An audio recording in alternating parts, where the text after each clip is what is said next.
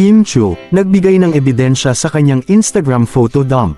Isang simpleng photo dump ng kanilang mga pictures sa California lang ang ipinost ni Kim Chiu, ngunit kalakip naman ito ang nakakakilig at sangkatutak na ebidensya dahil halos lahat ng photos ay kasama si Paolo Avellino na siyang kasama ng dalaga.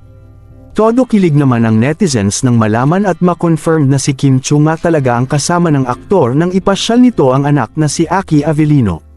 Wala kasing ebidensya ang mga tao noon at puro haka-haka lang ang nagaganap. Ayon nga sa mga fans, talagang tumatapang na si Kim Chiu at Paolo Avellino sa kanilang pag-express sa pagmamahal ng buwat isa.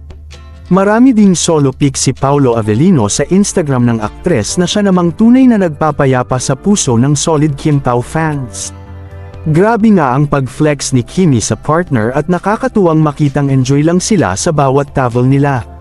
Makikita mo talagang iba ang pang-project lang or pang-totohanan dahil kung magkatrabaho lang ang dalawa ay mahihirapan silang mapeke ang bawat galaw ng mga ito. Samantala, tunay na panatag ang mga puso ngayon ni Kim at Paolo dahil nagpahayag ang mga ito na huwag nang pansinin ang mga taong gusto silang sirain. Sapat na sa kanilang ma-divert ang atensyon ng mga fans sa pamamagitan ng kanilang Discord channel at doon nila napapahayag ang kanilang gratefulness para sa walang sawang suporta. Naipakilala na din ni Paolo Avellino in private si Kim Chiu sa kanyang mga kaibigan at ayon sa isang source ay masaya silang nag-dinner sa isang restaurant sa Manila.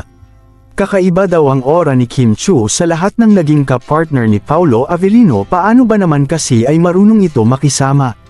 Masaya daw itong kausap at hindi nauubusan ng topic kaya hindi ka maboboard kapag kasama ang aktres. Abangan na lang natin ang mga susunod na revelation sa relasyong Kim Chiu at Paolo Avellino. Anong masasabi ninyo sa balitang ito? Comment down below. Maraming salamat sa panunood.